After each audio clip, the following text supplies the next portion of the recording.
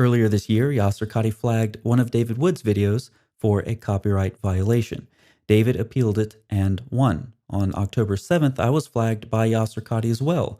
The video that was flagged was my short edit of several clips of the now famous incident where Qadhi flopped around like a dying fish that had been brutally dragged ashore by Muhammad Hijab.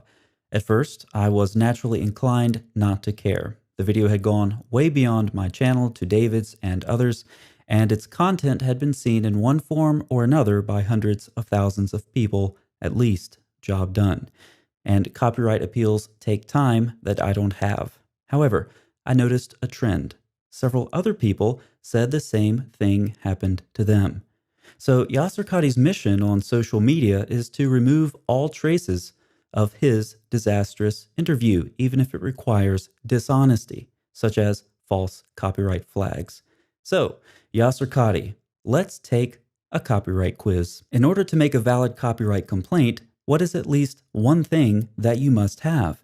A registered federal copyright.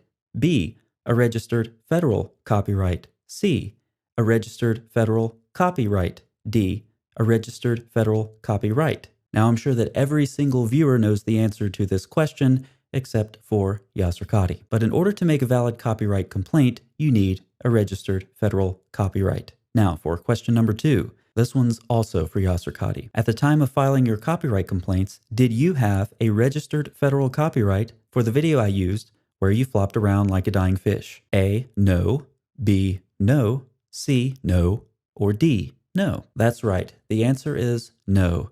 And the final question is for everyone. Did Yasir Qadhi knowingly file false copyright complaints without a registered federal copyright and continue to file them even when he knew from experience that they could be successfully appealed? There's only one possible answer. Yes. So what's left for Yasir Qadhi? He's been lying about the preservation of the Quran for decades. And when those lies are no longer possible to spread, he doesn't admit this to his Muslim audience. Instead, he tries to quietly distance himself from his former claims.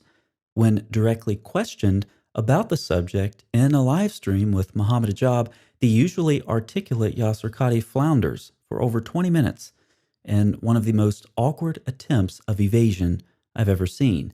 And now he's being dishonest again as he tries to false flag videos when he knows he doesn't have a copyright, and they wouldn't be copyright violations even if he did. For the rest of you he has false flagged, I encourage you to appeal. In my case, I retained a copyright attorney.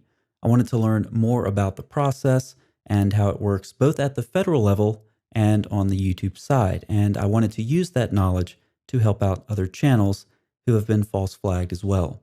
For those channels that are US based, send me an email. I'll put you in touch with an experienced copyright attorney who is now quite familiar with the YouTube appeal process.